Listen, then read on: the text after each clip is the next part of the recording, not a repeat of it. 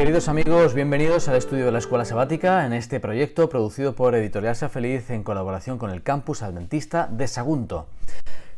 Antes de empezar la lección número 9, os recuerdo que podéis formar parte de la comunidad de WhatsApp de Sea Feliz que podéis ver en el código QR y así estaréis informados de las más recientes novedades. La lección número 9, para el 1 de junio, el fundamento del gobierno de Dios. El versículo de memoria se encuentra en Apocalipsis capítulo 12, versículo 17 y dice así: Entonces el dragón se llenó de ira contra la mujer y se fue a hacer guerra contra el resto de la descendencia de ella, los que guardan los mandamientos de Dios y tienen el testimonio de Jesucristo. Al analizar la ley, el concepto de la ley de Dios, el pueblo adventista también descubrió, obviamente, la realidad del sábado, como cuarto mandamiento que está registrado en la ley. Y este mandamiento es especial porque identifica más que ningún otro la realidad de Dios como creador y fundamento de nuestra verdadera adoración. Esto es muy importante porque durante toda la Biblia vemos que el principal conflicto entre Dios y Satanás ha sido la adoración. Satanás pretendía la adoración que solo correspondía a Dios. Es importantísimo este concepto. Satanás pretendía, siempre lo ha pretendido, la adoración que solo correspondía a Dios. Por lo tanto, su ataque principal durante la historia y de forma especial al final tendrá que ver con la adoración y justamente contra la ley de Dios. En este caso, el sábado, que está incrustado en la ley, pues es objeto de la ira y de la furia de Satanás y de todo su intento de engañar a la humanidad, porque el sábado, como vamos a ver durante esta semana, representa la adoración a Dios y es el lugar donde se adora especialmente, a diferencia de la propuesta del enemigo. En esta semana, por tanto, vamos a ver el vínculo entre el santuario, la ley, el sábado y la crisis que vendrá respecto a la marca de la bestia. Los capítulos sobre los que se basa son el del conflicto de los siglos, capítulo 25 al 27. No os lo perdáis. Hola amigos, continuamos con el estudio de la Escuela Sabática, domingo 26 de mayo, el santuario y la ley.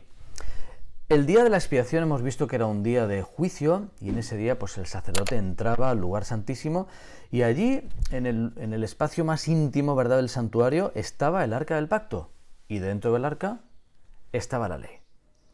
Si habláramos como de círculos de santidad, ¿verdad? El pueblo de Dios era santo, luego estaba el santuario, el atrio, el lugar santo, el lugar santísimo, dentro del lugar santísimo el arca, dentro del arca la ley. Es como el corazón, el núcleo de toda la propuesta en la que Dios decide vivir y habitar con su pueblo.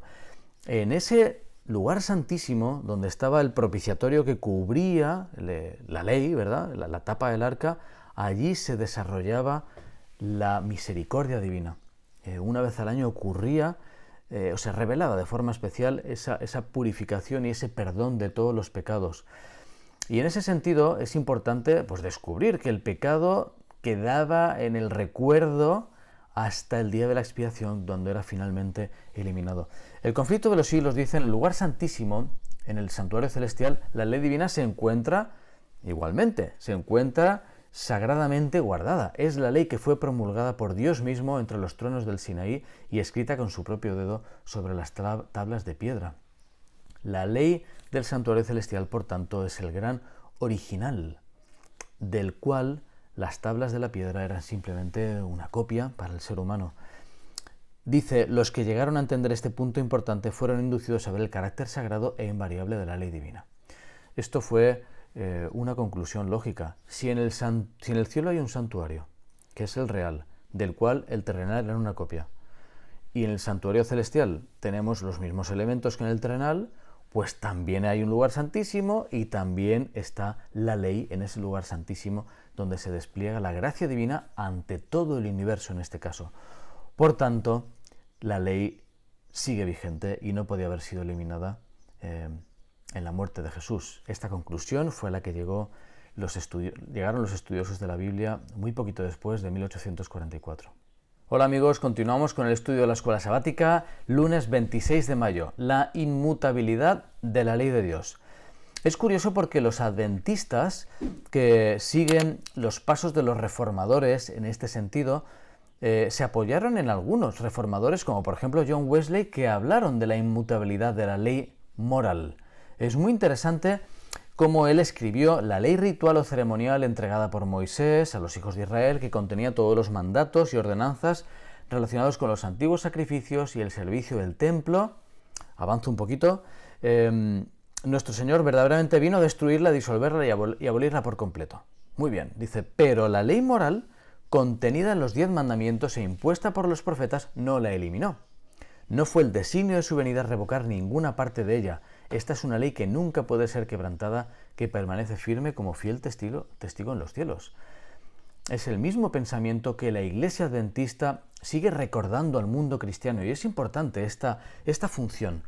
El pueblo adventista no está aislado en medio del mundo cristiano, sino que tiene una función. Esa función es predicar el mensaje distintivo que algunos reformadores incluso vieron, descubrieron, vivieron, pero la Iglesia Adventista tiene que aportar ese mensaje distintivo al resto del mundo cristiano, de que la ley de Dios sigue vigente, con todas sus implicaciones. Obviamente, la implicación del sábado. Puesto que la ley de Dios es una transcripción de su carácter, no puede variar. No puede variar. Y en ese sentido, pues es objeto del odio de Satanás, como hemos visto durante toda la historia. En el conflicto de los siglos aparece esta realidad, las exigencias de la ley de Dios y la obligación de guardar el sábado mandamiento. Esto fue un descubrimiento, ¿no? De decir, bueno, si la ley sigue vigente, el sábado también. En esto estriba el secreto de la oposición violenta y resuelta que se le hizo a la exposición armoniosa de las Escrituras que revelaba el ministerio de Cristo en un santuario celestial. Era como un efecto dominó. Si hay un santuario celestial que permanece en los cielos donde Jesús es sacerdote, hay una ley y esa ley sigue vigente y el sábado también. Por lo tanto, Satanás intentó por todos los medios que la realidad de la doctrina del santuario pues no fuese descubierta, y de hecho es distintiva del mensaje adventista, de ahí la importancia de nuestra función. Hola amigos, continuamos el estudio de la escuela sabática, martes 28 de mayo, el sábado y la ley. La creación nos habla de nuestro creador, y la creación, la doctrina de la creación, la realidad de que somos creados, nos recuerda que tenemos valor. Nos recuerda que no somos un accidente del universo, no somos una mota de polvo vagando como un planeta errante, sino que fuimos creados por un propósito, fuimos creados por Jesús con un propósito, y que solo Jesús, por tanto, como creador, es digno de nuestra adoración. Todo eso está implicado en la doctrina de la creación y en la realidad del sábado. Cuando Jesús terminó la creación, el sexto día, el séptimo descansó, y ahí terminó finalmente la creación de la materia, ¿verdad? De alguna forma termina el sexto, pero el séptimo día se crea ese espacio en el tiempo, ese santuario en el tiempo llamado sábado, que es una pausa semanal que nos permite alabar a aquel que nos hizo, nos permite adorar a aquel que nos hizo. Y quizá no hemos sido muy buenos transmitiendo esta realidad. Hemos dado una imagen de que el sábado era una doctrina legalista, de qué hacer y qué no hacer, y lo que representa el sábado es justamente descansar de nuestras obras de salvación y descansar en su gracia, en la gracia de Dios. Así que en realidad el mensaje del sábado tiene que ver con la justificación por la fe, tiene que ver con la gracia, con dejarnos ser salvados, con no esforzarnos nosotros, sino descansar en manos de nuestro Creador y nuestro Redentor. Esta es la esencia del sábado. Además de que el sábado también nos recuerda la realidad del primer Edén, ¿verdad? Y la vuelta a ese Edén, a esa tierra renovada. Todo eso nos recuerda el sábado, nada más y nada menos. Hola amigos, continuamos el estudio de la escuela sabática, llegamos al miércoles 29 de mayo, la marca de la bestia. En Apocalipsis 12 se describe el conflicto entre Cristo y Satanás a lo largo de la historia, y cuando llegamos a Apocalipsis 13 aparecen los dos aliados, las bestias aliadas del dragón, la bestia que surge del mar y la bestia que surge de la tierra. Estos poderes son fascinantes y se unen al dragón para hacer guerra contra los santos. Es muy interesante porque la gente o adora a Dios o adora cualquier otra cosa, Satanás lo sabe y se aprovecha de ello. Solo Cristo es digno de adoración, pero Satanás intenta usurpar la adoración durante toda la historia. Aparece en un montón de versículos, aparece en Isaías 14, aparece en los Evangelios, aparece en las tentaciones, ¿verdad? Todo esto te daré si postrado me adorares. Satanás tiene sed de adoración de todos, pero imaginaos lo que representaba en las tentaciones la adoración del propio Jesús. Bueno, pues En ese sentido, descubrimos que Él pretende esta misma adoración al final de la historia. Una comparación con Apocalipsis 13 y Daniel 7 nos ayuda a entender que es el mismo poder, el cuerno pequeño, que esta bestia que surge de la tierra y que pretende cambiar los tiempos y la ley.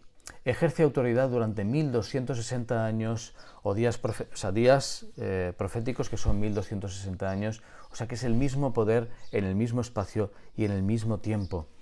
Eso de cambiar los tiempos y la ley, imaginaos, el único aspecto de la ley que tiene un elemento temporal es el sábado. Es el sábado. Así que queda retratado este poder político religioso en la historia como el único que se ha atrevido a intentar cambiar la ley de Dios, y en este caso transferir la solemnidad del sábado a otro día, que es el domingo. Por esta razón, Apocalipsis identifica al pueblo de Dios como aquellos que guardan los mandamientos de Dios, y eso incluye al sábado e implica el sábado en el día correcto, que es el sábado y no el domingo.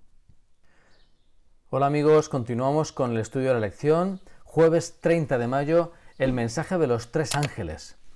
En Apocalipsis 14 encontramos estos mensajes que son centrales en la identidad del pueblo adventista y en su mensaje distintivo para este momento de la historia.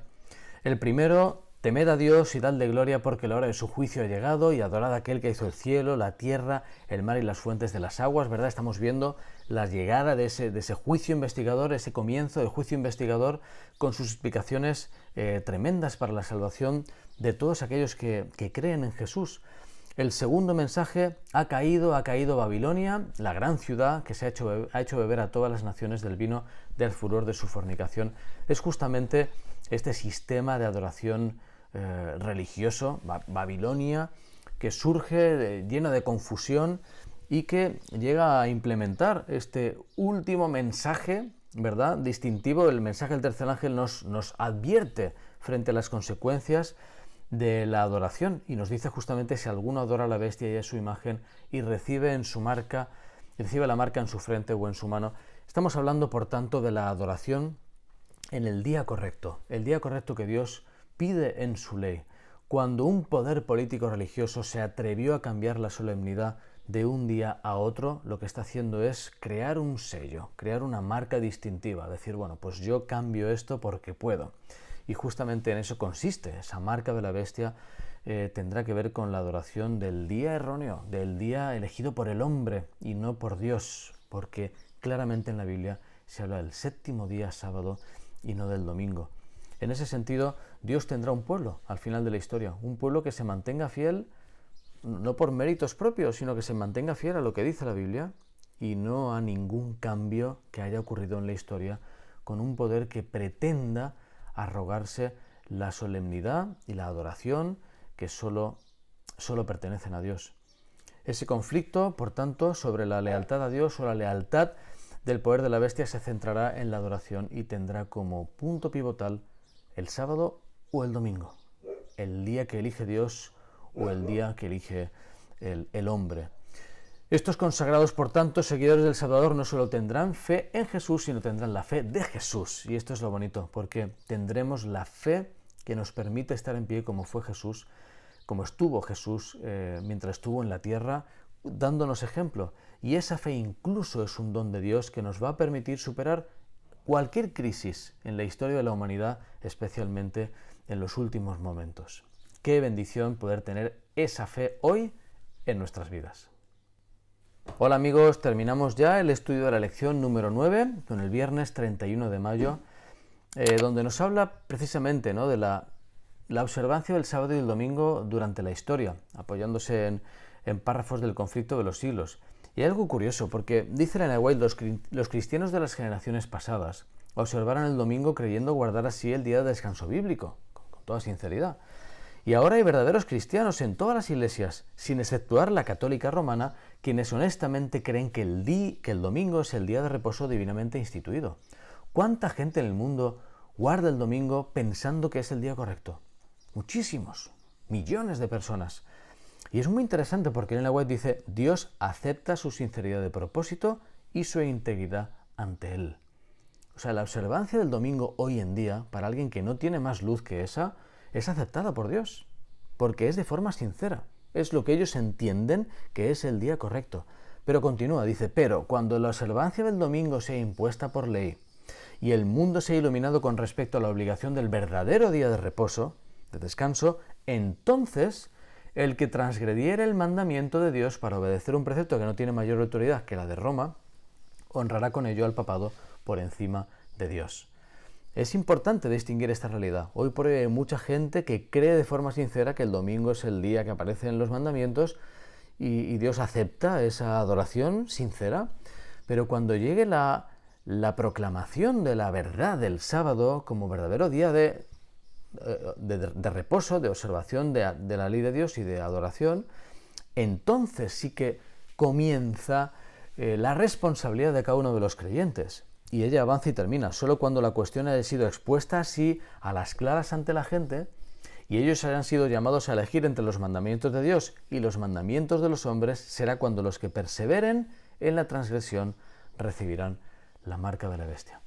Bueno, pues tenemos expuesto aquí el futuro de la humanidad en los últimos compases de la historia con el eje principal de adoración y como el sábado, y con el sábado como ese día precisamente que representa la observancia del día de reposo del sábado, representa la adoración a Dios obedeciendo la ley, y la observancia del domingo en todos aquellos que sepan que están conscientemente adorando en el día elegido por el hombre y no por Dios, y en ese momento justamente se decanta la humanidad por una de las dos opciones, recibiendo los que observen el domingo la marca de la bestia.